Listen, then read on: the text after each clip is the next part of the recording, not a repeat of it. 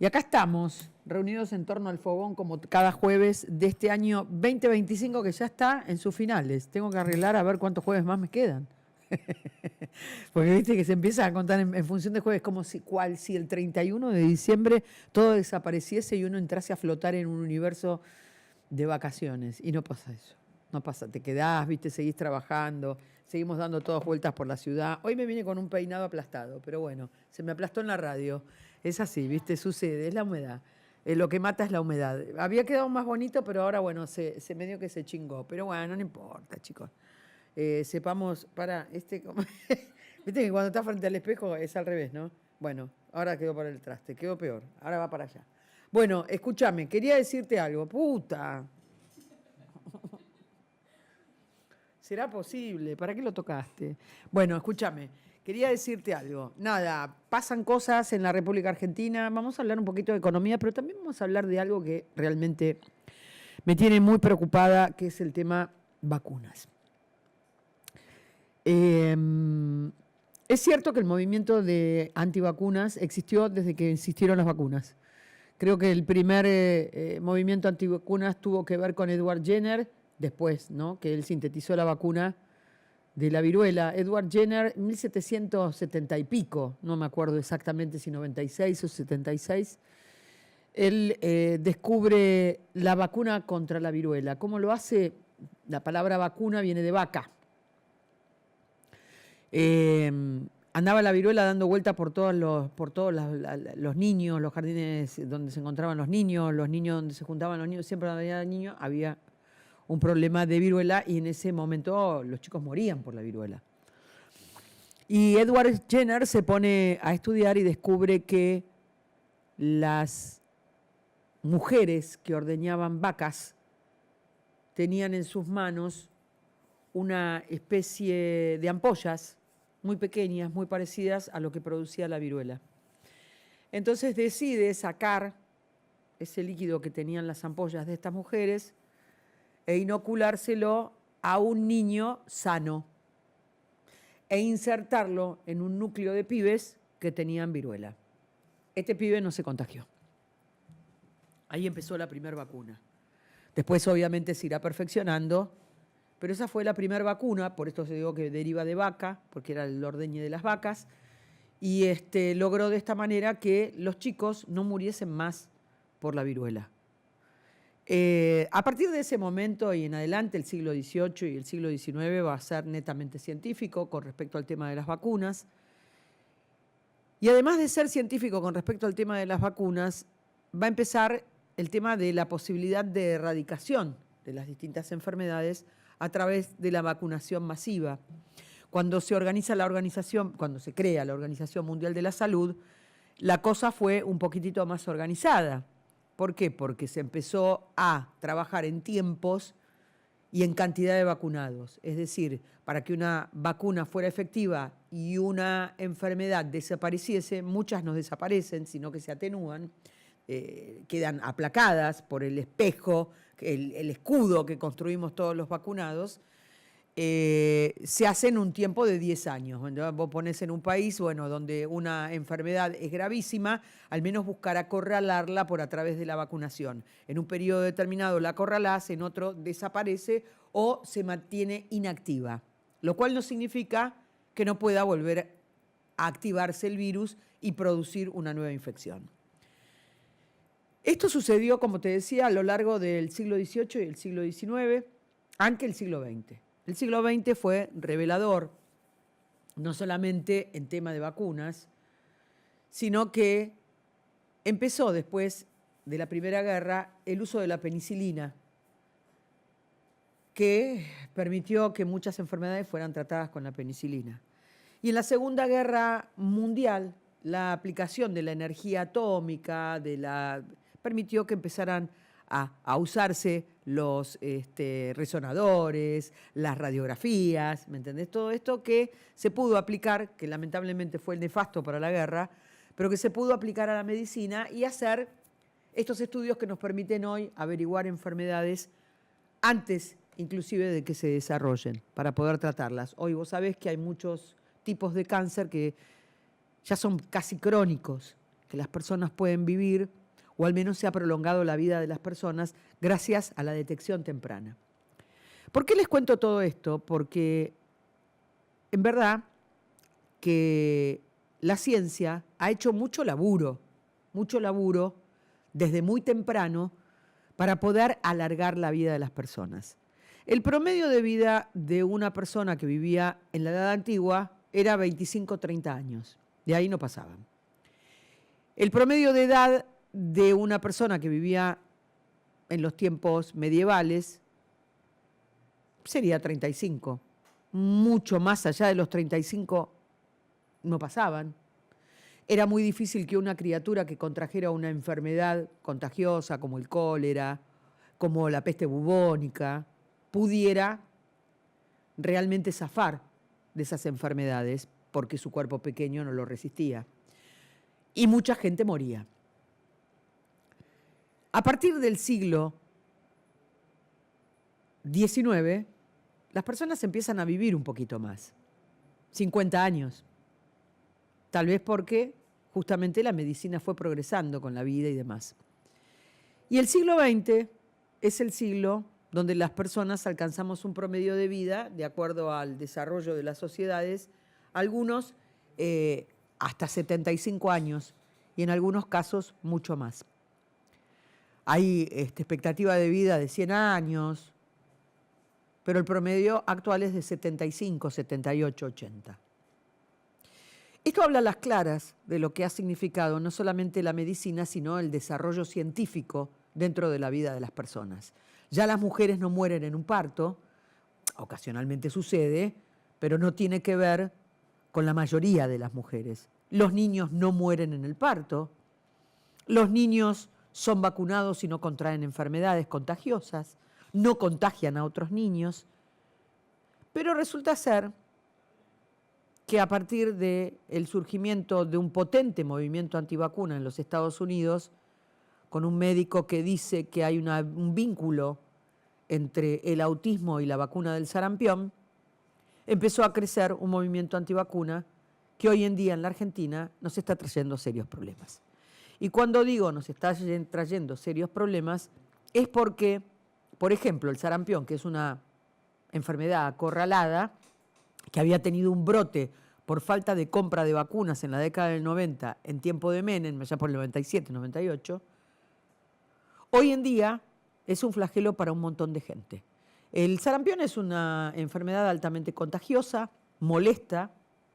En los niños, agarrada tempranamente, puede no tener mayores contraindicaciones, pero también puede ser letal. Hablamos de patologías de base, hablamos de personas que no están vacunadas, de personas adultos mayores, etcétera, etcétera. Niños con patologías.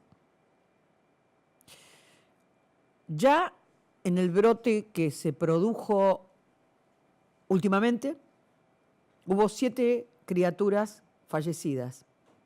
Lo mismo sucede con la tos convulsa.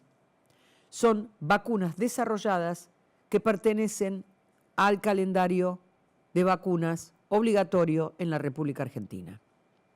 No obstante ser obligatorio, hay muchos médicos y muchas mamás que han decidido ser antivacunas, lo cual pone en riesgo muy grande a toda la población de la República Argentina. Es inexplicable que en este marco que se está desarrollando, donde una familia viaja contagiada de sarampión en un micro, cambian 7 veces de vehículo con un niño que había desarrollado ya el sarampión, que estaba brotado, que podían notarlo perfectamente, y viajaron por toda la República Argentina contagiando medio país. Porque, ¿se acuerdan cuando se hablaba de los vectores, cómo había surgido el COVID, que había sido el murciélago que lo había comido un pangolín y que después un chino se había comido el pangolín? Bueno, la cuestión, o se había comido el murciélago, ya ni me acuerdo. La cuestión es que en verdad los vectores pasan a ser los seres humanos. Cuando la peste bubónica, en la Edad Media, el vector era la pulga de la rata. Entonces una pulga saltaba de una rata a una persona y la contagiaba. No era contagio de persona a persona, el vector era la pulga. En el sarampión, en el COVID y en otras enfermedades contagiosas, el vector es el ser humano, nosotros, que contagiamos al otro por el estornudo, por la manipulación, por lo que fuere, por la respiración. Entonces, ¿a qué voy con esto? Nos estamos convirtiendo en personas que no solamente no nos importa nuestra vida, sino que también somos peligrosas para la vida de los demás. Y esto lo digo con la total responsabilidad que me corresponde, porque cuando uno anda por la vida así despreocupadamente, diciendo a mí no me importa, a mí no me va a pasar nada, es de una falta de empatía aguda. Hay personas que tienen enfermedades muy graves y que si contraen una de estas enfermedades pueden morir. Más allá de las personas, repito, que las adultas mayores o los niños con enfermedades de base o malnutridos, por ejemplo, lo cual en la República Argentina tenemos un montón. No entiendo por qué, en el marco de toda esta situación, el gobierno nacional acaba de hacer, autorizado por Martín Menem en la Cámara de Diputados, una exposición de movimientos antivacunas. Cuando yo empecé a hablar, te dije que los movimientos antivacunas existen aún antes o en el mismo momento en que se crea la vacuna de la viruela. Y esto, podés buscarlo en donde quieras, lo investigué, lo trabajé y demás. La bibliografía escrita explicando a lo largo del tiempo por qué las vacunas han sido efectivas para la humanidad debe ser más o menos del tamaño de la Biblioteca Nacional. Es decir, ya se discutió mucho en el mundo la efectividad de las vacunas para que ahora los seres humanos, con la cantidad de personas que hay sobre el planeta Tierra, empecemos a discutir. Porque lo primero que dijeron es, ¿y por qué no se puede hacer? ¿Por qué no podemos discutir sobre las vacunas? Las vacunas, antes de ser aprobadas, pasan por un sistema enorme, que todavía los otros días cuando estaba leyendo, mucha gente decía que no se habían hecho las pruebas necesarias para las vacunas. Hubo, placebo se llamaban, ¿se acuerdan? Hubo inoculación de placebo de varias vacunas en la República Argentina en el tiempo de COVID, por ejemplo en el Hospital Militar. Si vos no te enteraste porque no estabas escuchando lo que tenías que escuchar. Pachu Peña fue porque te podías presentar como voluntario. Fue un voluntario. Lo podemos llamar un día para preguntarle. ¿Cuál es el tema? A las personas no le dicen qué vacuna le han inoculado. Las personas van, se presentan, funcionan como testigos, como tester, en el Hospital Militar, ¿eh? Y había varios lugares más, yo no me acuerdo ahora. Creo que la que probaron acá fue la CanSino, que era, o China, por China creo. Entonces te la inoculan y durante un mes vos tenés que presentarte recurrentemente para certificar que no tuviste ningún tipo de malestar. Y si lo tuviste, que quede registrado. Y se lo hace con varias personas y en distintos lugares del mundo para comprobar si realmente ese placebo, esa posible vacuna, puede ocasionar algún tipo de problema a las personas. Esas pruebas que se hicieron acá en el Hospital Militar para la vacuna CanSino, y se deben haber hecho un montón más, se realizan en todo el mundo. ¿Por qué? Porque a lo mejor, viste, el clima, la situación económica, la alimentación, pueden modificar. Entonces, las vacunas no se sacan de adentro de un frasco y se dice, toma, métesela. Con la vacuna del COVID pasó algo que era, porque me la pasé hablando de este tema, porque tenía el programa de radio y estábamos todos tan preocupados para saber cuánto podía tardar en hallarse la vacuna para el COVID, que hice infinidad de notas, hablé con especialistas, científicos, etcétera, etcétera. Me acuerdo que cuando empieza la pandemia, todos me hablaban de un término de un año. Se logró sintetizar y se logró hacer muchísimo antes, porque en diciembre del 2020, el 29 de diciembre, y no me voy a olvidar más, porque padecí la pandemia, porque yo estuve encerrada 2 años por una madre adulta mayor. Entonces tuve que inventar toda una parafernalia para hacer programas de radio, grabaciones, sobrevivir dentro de mi casa. Volviendo al punto, me acuerdo que fue el 29 de diciembre y que llevó 9 meses exactos. Cuando hablaba con los científicos, muchos de ellos me decían, mira Marcela, puede llegar a ser más fácil y más rápida porque se parte de la vacuna de la gripe A, H1N1. ¿Se acuerdan que estuvo en el 2009? Que me acuerdo que Larreta la había tenido, la gripe A. Y entonces es mucho más fácil, porque lo que nosotros estamos buscando son posibles variantes en algo que ya hay un recorrido trazado. Bueno, las explicaciones me las fueron dando, de la misma manera que me iban dando las explicaciones de por qué había que guardarse, cuándo había que salir, cómo cortar la cadena y demás.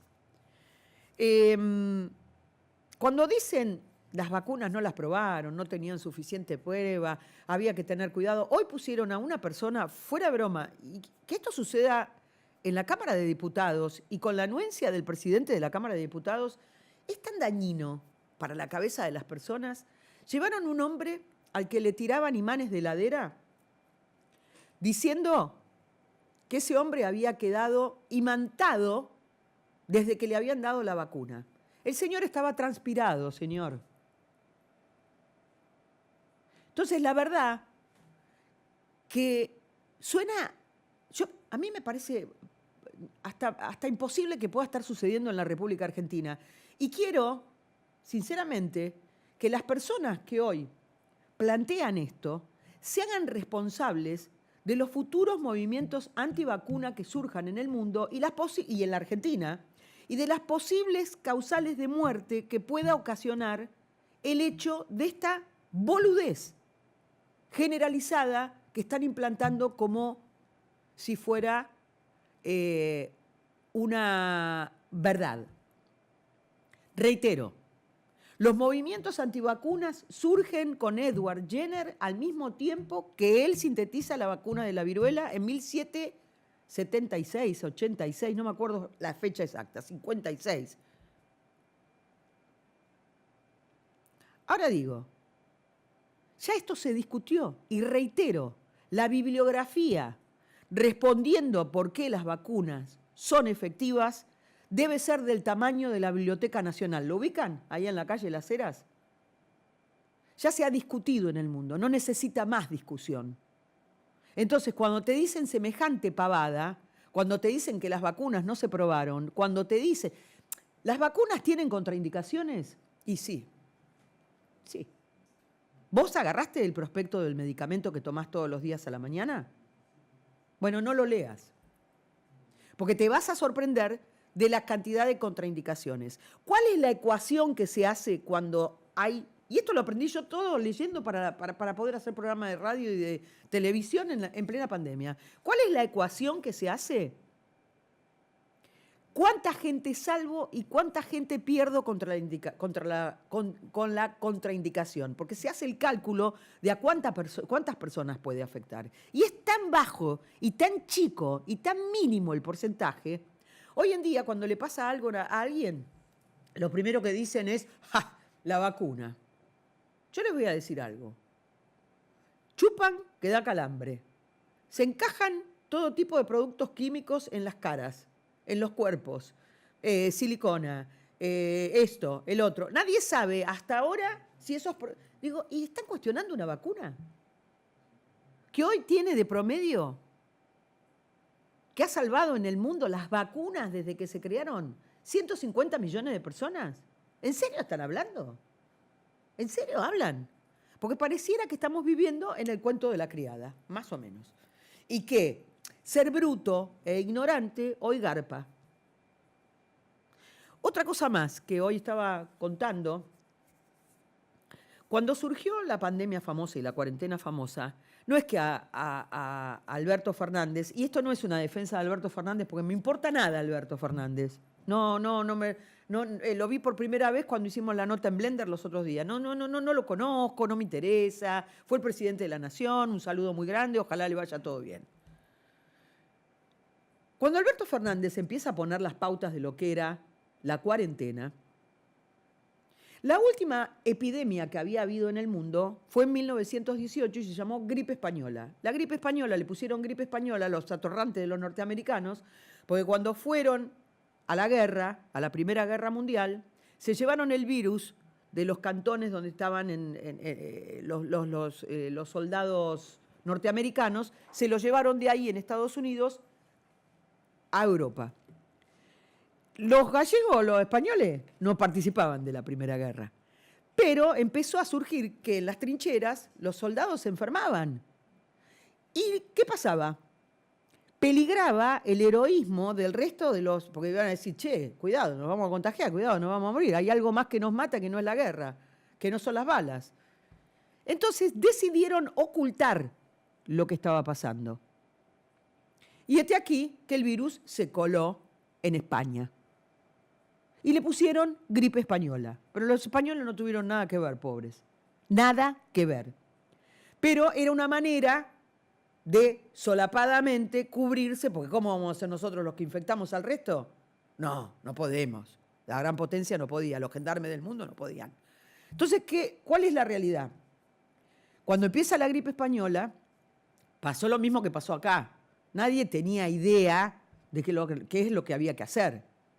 Imagínense 100 años después, lo único que teníamos como parámetro era esa gripe española. Entonces se decidieron aplicar cuestiones que ya se habían... ¿Quién lo decide? ¿Lo decide Alberto Fernández?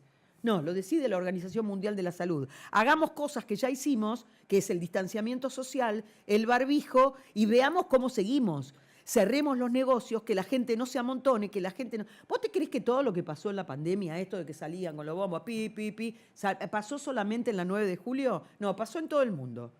Y pasó también en la gripe española. De tal manera, pasó que en San Francisco, cuando habían pasado 2 meses de encierro, la gente se rebeló y salió a la calle, se sacaron los barbijos, hicieron manifestaciones, fue un quilombo. Murieron 3.000 personas en el transcurso de 20 días. Aumentó el rate de la cantidad de gente muerta. Y ahí se asustaron y se dieron cuenta que realmente lo que le decían era verdad. Entonces digo, hay un montón de cosas que suceden. Cuarentena, ¿por qué se llama cuarentena? Se llama cuarentena porque cuando surge la peste bubónica no sabían cómo llamarla. Entonces los médicos esos que andaban con la nariz larga, ¿viste? Esos que andaban por ahí dando vueltas, que los ves en el Carnaval de Venecia, con esa máscara, se la ponían para no contagiarse, porque decían que era por los aromas, por los olores, por los perfumes. Entonces, así podían perfumar su nariz y entonces no se contagiaban. Cosas de época. Hay un libro muy lindo que se llama Odorama, que es de un autor nacional. Después lo voy a buscar para que lo lean. Ahí habla muy bien de cómo se quemaban pastitos. Boccaccio escribió el Decamerón. En la época de la peste bubónica, se tomaron el buque, se fueron de Florencia porque la gente moría como por las calles. Entonces dijeron, ¿qué hacemos? Nos vamos. Se metieron adentro de una casa y se quedaron 10 personas aisladas durante meses. ¿Cómo se entretenían contándose historias? Los cuentos de Chaucer son lo mismo. Entonces digo, chicos, estamos hablando del 1300 y del 1200. Cuarentena, te decía. Ponen la cuarentena, ¿por qué? Para hacer remedar esa lucha que tuvo Cristo cuando demuestra que tiene naturaleza humana y naturaleza divina. Con la naturaleza divina pasa 40 días en el desierto y no se tienta con nada. No se enoja, lo tienta, el demonio lo trata de tentar, todo, no pasa nada. ¿Por qué? Porque tenía naturaleza divina. Deciden ponerle cuarentena porque dicen, che, la pelea del tipo por la vida, por sostenerse acá arriba. Entonces pongámosle cuarentena. Pero dura 15 días la enfermedad. Bueno, no importa, ponle cuarentena. Entonces se llama cuarentena. ¿Ustedes no se dieron cuenta que están enfermos 7 días? A todos se le dice cuarentena. Entonces te decían la cuarentena. Uy, fue muy difícil, chicos. Fue muy difícil. Muy difícil. Y hubo gente que abonó dudando de las vacunas, las teorías antivacunas. Y hay gente que hoy en día ocupa cargos públicos en la República Argentina, como Patricia Bullrich, que militó y salió a la calle en plena pandemia. Y hay gente que decía que la Sputnik y que cuestionó y cuestionó y cuestionó y cuestionó. Todo eso hizo un cúmulo que hoy vivimos esto. Hoy vivimos esto. Que es que la gente no se quiera vacunar, que la gente no vacune a sus hijos y que realmente el Estado Nacional no hace una campaña, no compra vacunas, las vacunas se vencen. Anda a buscar una vacuna gratuita de COVID. Se vencieron todas, no compraron más. Hay una vacuna argentina también. No la fabrican. Digo, es insólito. Porque también, con esto de odiar la pauta, pautero, chorro, te ponen pauta, vivís de la pauta. Yo les voy a decir algo. Yo hace 50 años que estoy en los medios de comunicación. La pauta, además de que a ustedes les parezca que es para currar, es para comunicar políticas públicas. Por ejemplo, vacunaciones masivas. Por ejemplo, lo que está pasando con el sarampión, que se está expandiendo de una manera terrible, o la tos convulsa. Para eso son las pautas. Ministerio de Educación, Ministerio de Salud, Ministerio. No son curro todas las pautas. No son curro todas las cosas que tiene que comunicarte el Estado. Pero te pudrieron la cabeza. Te pudrieron la cabeza. Y hoy, bueno, acá estamos, a expensas de que muchos creen, yo no me vacuné y no me pasó nada. Pero, papucho, ¿sabés por qué no te pasó nada? Porque hubo 70 millones de giles que se vacunaron. Entonces te protegieron a vos. Funciona como escudo. Pero es muy difícil tener que explicar esto. Yo no puedo creer que estemos hablando esto a esta altura del partido. Es lo mismo que te tenga que decir, porque no lo viviste en la década del 80, la pandemia del VIH, no la vivieron. Hubo gente que murió, por ejemplo, Freddie Mercury, de los más famosos, Rock Hudson, por ejemplo, Gia, una de las grandes modelos internacionales. Está la película, véanla. La hizo, ¿cómo se llama? La chica esta que se casó con Brad Pitt. Angelina Jolie. Peliculón. Bueno, chicos, ¿no quieren tener sífilis? ¿No quieren tener HPV? ¿No quieren contagiarse HIV? Usen forro, no sean forros. Nada más. No tengo nada más para decir porque tengo un invitado que me está esperando y lo quiero hacer pasar, que realmente estas cosas se enojan y mucho, y más cuando uno ya... Bueno, ¿cómo es que se llama? Te decía, estas cosas se enojan y mucho, porque uno en verdad ya ha vivido mucho tiempo y se da cuenta que no deberían pasar cosas como las que nos contienen. Pero bueno, inevitablemente lo burdo de todo lo que vivimos hoy hace que esto se presente así.